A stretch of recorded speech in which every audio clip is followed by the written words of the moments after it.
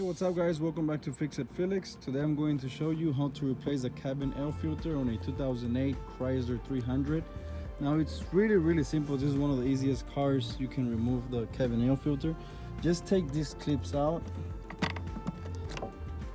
and then you're gonna get here to this compartment. You can just flip this down. You see it comes down and the cabin air filter is right here. You can just pull it out. It's that simple. Really simple how to remove this cabin air filter. Just put the new one back in and just follow the same instructions backwards. You can close the clip, the cover, and put this back there. So it's super simple.